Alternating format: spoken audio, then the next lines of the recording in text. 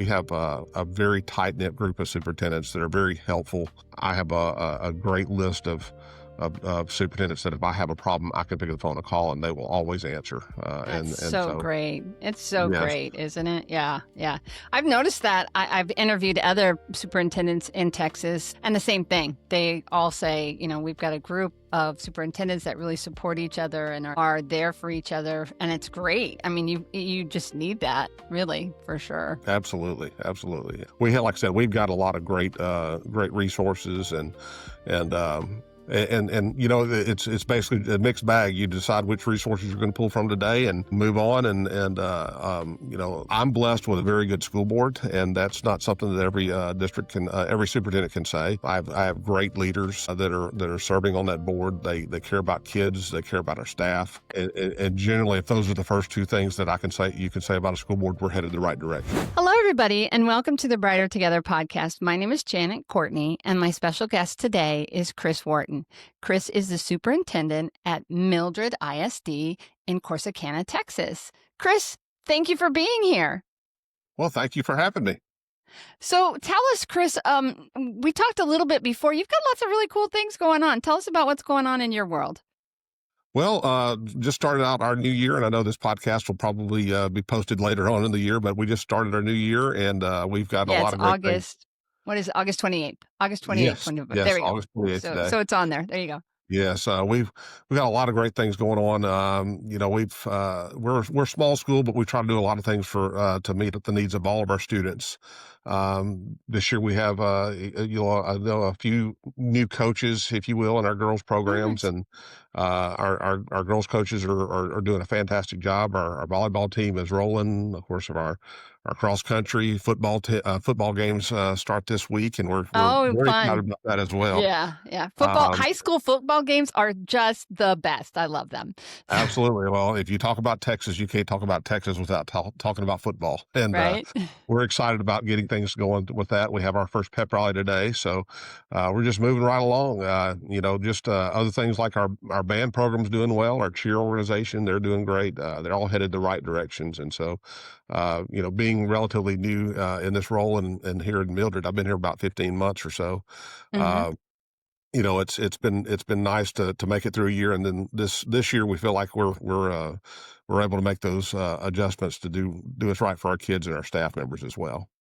That first year for superintendents, talk to me a little bit about that, because I know there are people that are striving to be superintendents, but there's an adjustment period I've heard that from almost every superintendent I've talked to. So I'd love for you to give us a little insight on what that's like.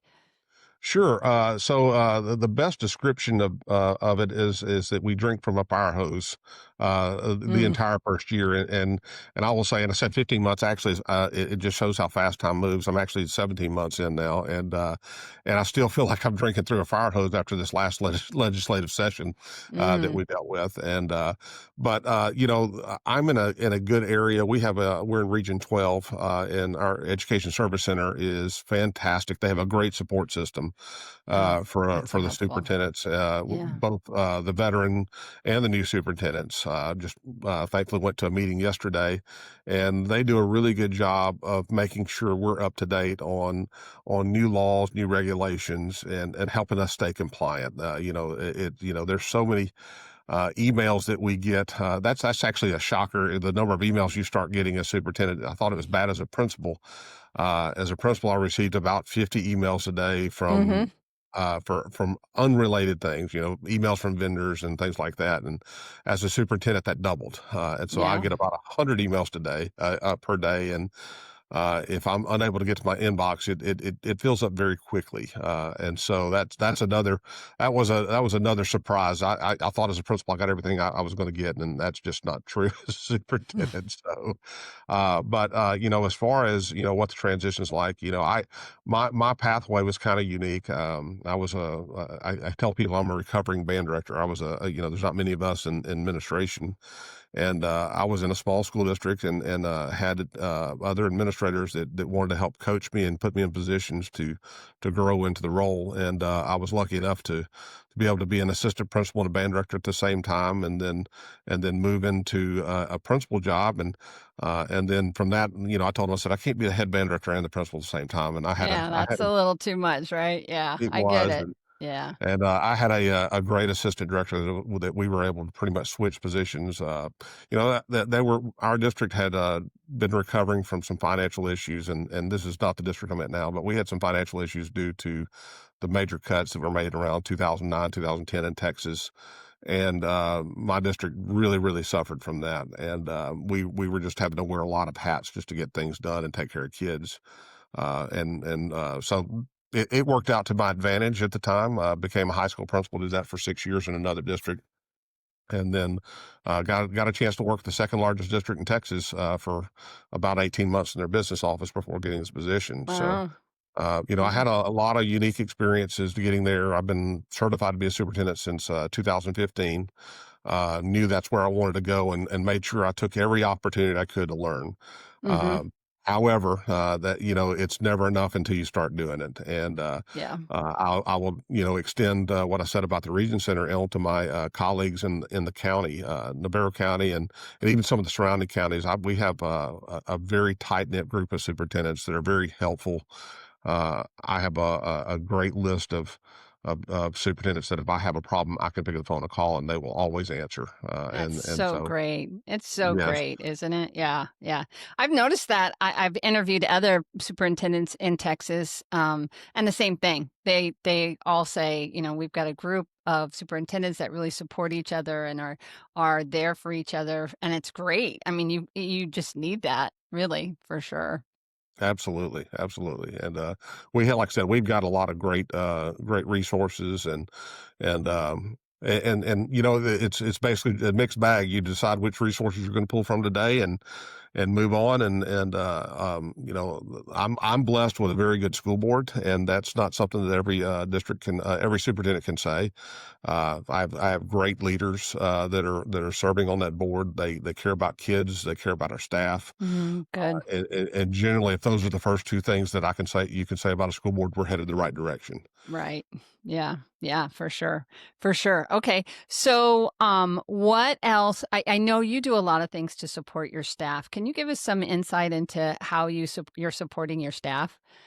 Sure. I want to talk about the school board first because Oh, sure, they have. sure. I didn't mean to Yeah. preempt you. Go right Oh, ahead. no, no, no, No, no. no, no. You're Actually, fine. it's one of the ways that we talk about, how we support staff. Again, they do care about our staff. And here a couple of years ago, they made the unpopular decision in a lot of places to go to a 4-day week. Mm, And mhm. and so Mildred is one of the 4-day week schools, and it has really helped with our retention of teachers. We don't typically have teachers leave our district in large numbers. It's rare that we, for example, our elementary school, we've got approximately 50 employees in that part of I say 50, between 40 and 50 Mhm. in that building, and of that we replaced a paraprofessional this year. Wow. We had an administrator retire, and so we moved up another administrator, and we hired Wow. an That's assistant principal from impressive. within. And so Yeah. well, you can say things like that. There's some things that are going well. You mentioned that we're in Corsicana. We're actually on the southern edge of Corsicana, and um, Corsicana ISD, which is the largest school district in the county. They typically can pay their teachers 10,000 plus more than we can. Mm, And so that's what we're competing against. And yeah. my business manager and I and our school board as well, our goal is to pay our employees as much as we possibly can afford to do.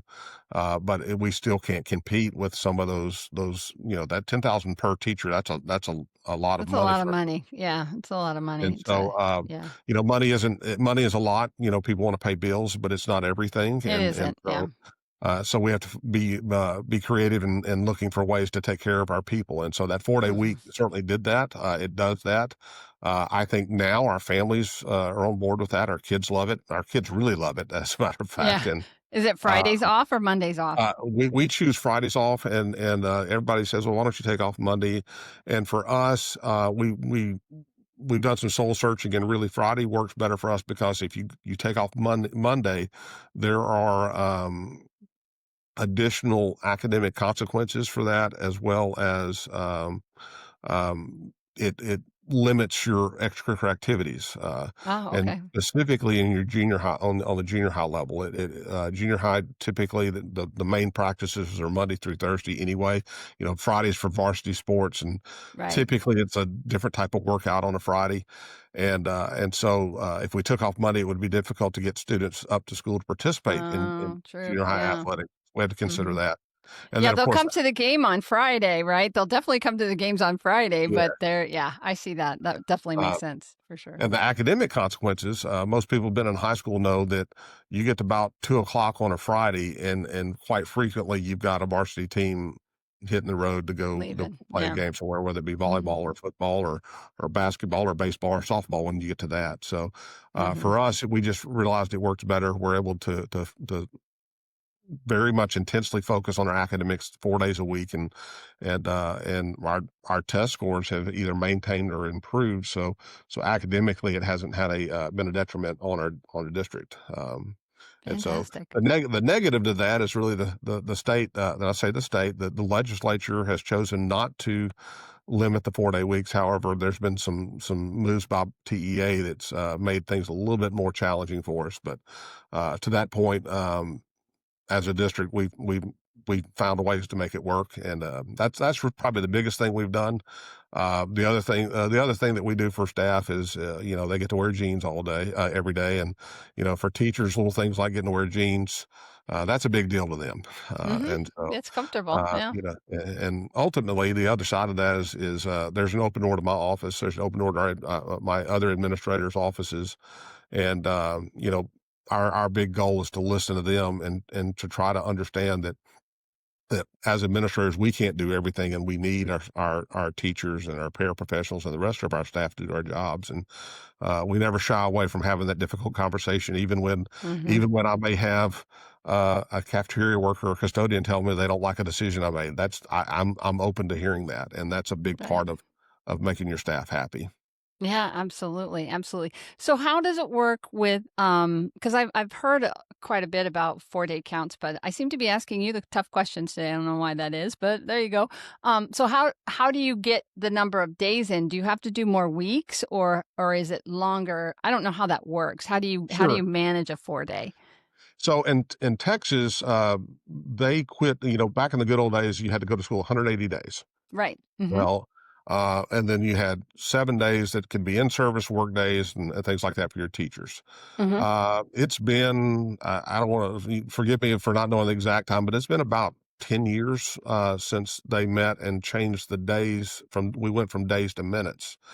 And Oh, so okay. now we're required to provide 75,600 minutes of instruction to our students, and the Okay. law doesn't define how that happens or when that happens. We are a district of innovation. There are some laws in the books that we are able to get passed as a district of innovation. For example, there's a law in the books that talks about when your first day of school can be in August. And if I'm not mistaken, it's been so long since I've been a district that actually followed that. I think it's like you can't start school until after the fourth Monday of August or something like that. Oh, okay. And so every district of innovation has that I'm aware of has opted out of that law so that they can start school Start when soon. their Yeah. community believes that it's a best fit for us. Right. Right. That's really interesting. I wasn't aware that it had that was how it's interesting, it's like I've talked to people all over the United States on this podcast. I told you you're like 101 for me. So Mhm. you got the 101 Dalmatians, whatever, right? I love My wife will be happy about There that. you She loves go. Disney. Yeah. And but it's just, every state has their own rules and regulations, and then you have the federal rules and regulations on top of those, and it's a I don't know. It's just how you navigate all of that and stay on top of it. And I know districts have to have lawyers. Actually, I was at Region 2 last week.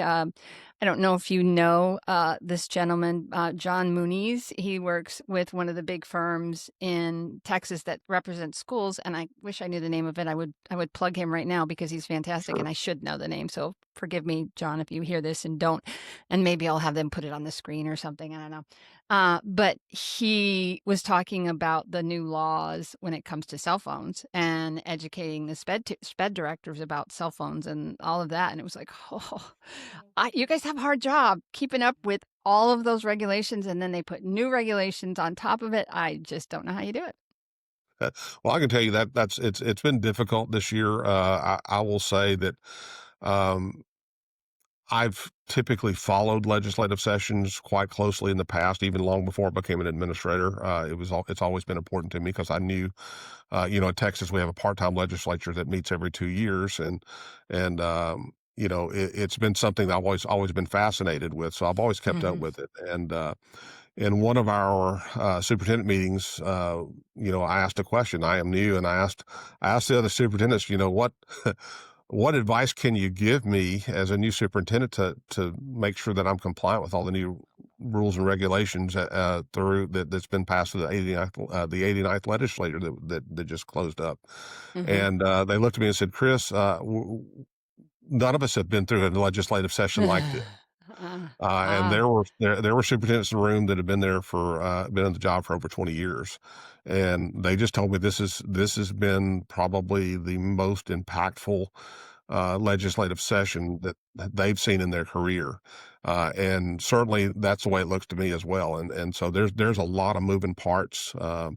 Of course, my favorite is there's a lot of moving parts, and then when it gets out to publicizing to the public what's going on, there's always a missing puzzle piece that's things are construed one way, and that's not necessarily accurate when you start digging into the law of how Into that. the law itself, right? Yeah, Yes, that's what he was showing yes, too when I was at that seminar that he was doing, and it was like, ooh, and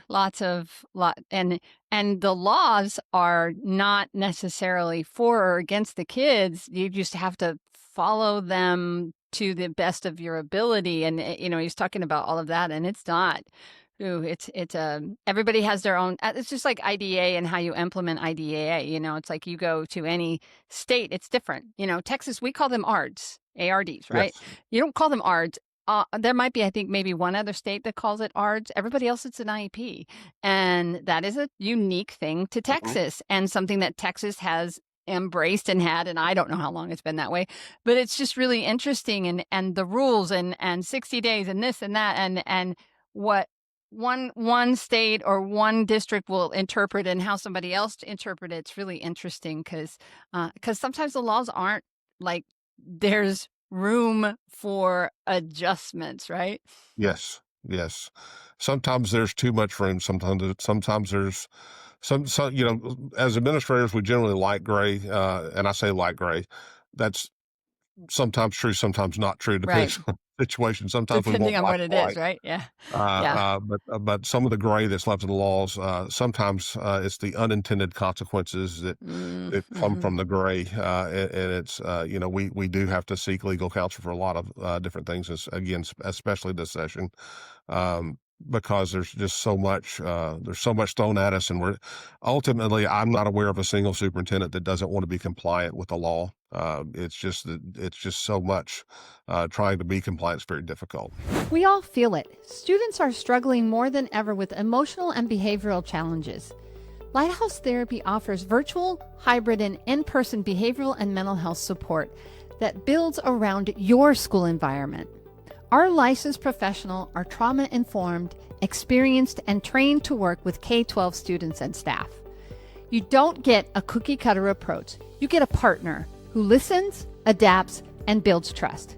Because when students feel safe and seen, they thrive. Learn how you can get support at your school at lighthouse-therapy.com/brighter together. Yeah. Yeah. And that's why you have lawyers, and that's why you have Yes. advisors and all of that. And yeah, there's no way you can keep. I've seen where they've talked about people who read the bills in Congress, and they're like that 2,000, 6,000, whatever pages. And they have these amazing people that go and read through the whole thing. It's like, oh, I can't imagine. I can't imagine. It's pretty impressive to watch for sure. Yeah. And I've heard in real estate too, like you can be compliant, but every time you're compliant with one law, you're breaking another one. So it's like you can't, there's no winning. It's like it's set up in such a way that it's like you can't be 100% compliant with absolutely everything that there is. So you pick a path and that's the path you take and you have good lawyers, right? Absolutely. So, yeah, Absolutely. for sure. Well, I have one other question I want to ask you. And if I want to make sure I've given you ample time to, we've talked about lots of different things. I want to make sure that you didn't want any other topics brought up before I ask my last question. So I'll give you that first. No, go ahead. Okay. All right. So my last question, and if you've watched any of my podcasts, most of them are there, but, and you can't say money because everybody needs more money. And we know that. Absolutely. But if you could miraculously change one thing in your district, in your world that relates to your job and what you do, what would it be? It's just gone. You fixed it.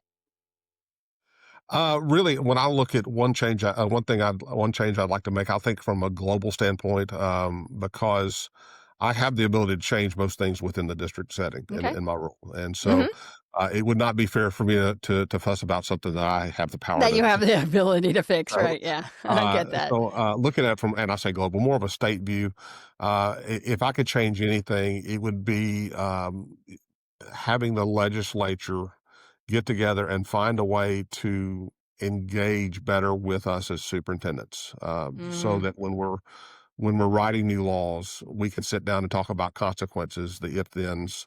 Quite frankly, because I don't think some of them understand actually what happens once we close the door. Mm-hmm. I do 100% believe that 100% of our legislatures want to do good. They Yeah. want to do right. Mm-hmm.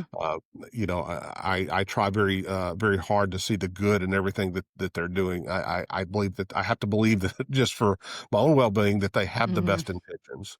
Right. But if I could change anything, it would be that there was a requirement, or they passed a law for themselves that said that before we pass an education law, that we sit down with a good representation of the superintendents in Texas, so that we can talk out the consequences. Because the Yeah. reality of it is, in Texas, out of 1,200 school districts, about 800 of us are rural districts. We're not the mega districts that you hear all the horror stories from. And even then, I've worked in the large district, and I know the people are there trying to do what's right for their Yeah, kids. absolutely. Mm-hmm. And in Texas, we have an elected school board, and we have the independent school district attached to our names. It's supposed to mean independence. We are, Texas is inherently an independent state with a Yes. lot of Yeah.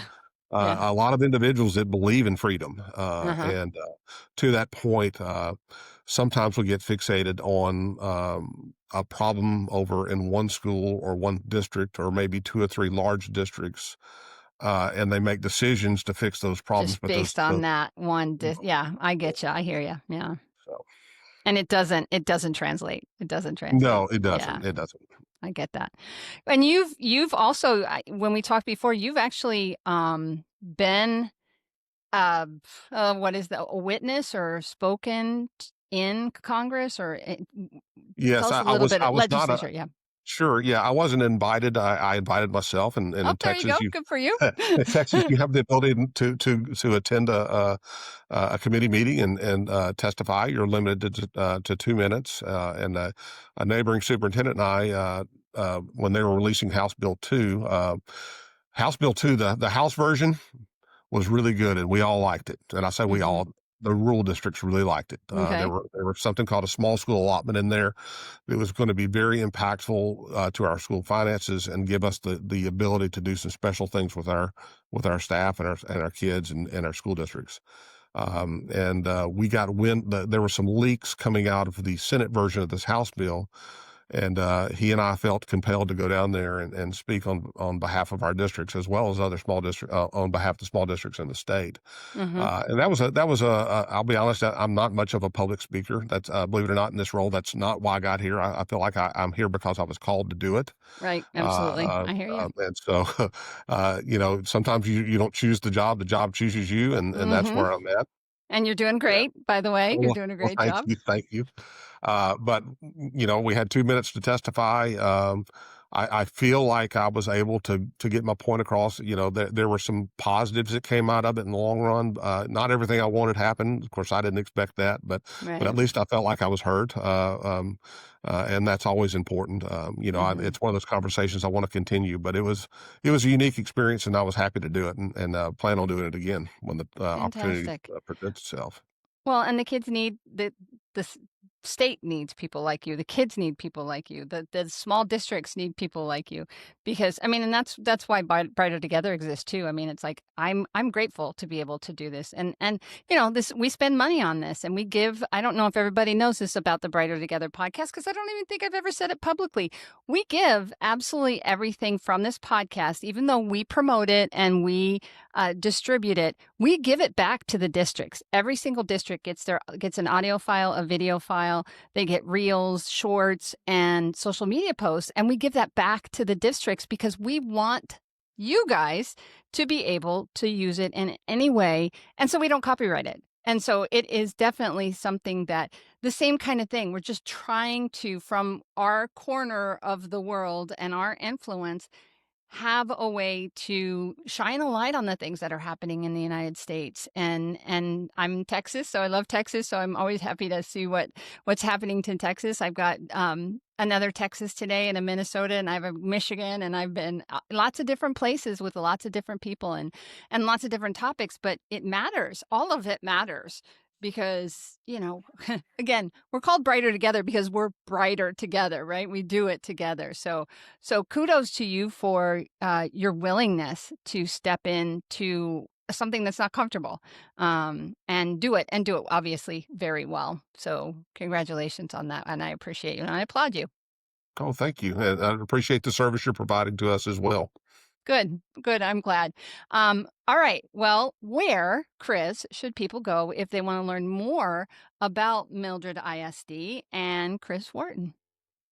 Well, our website's generally the best place. Hopefully, by the time this podcast released, we'll have a better one than we have today. But Oh, our awesome. website's the best one. It's www.mildredisd.org.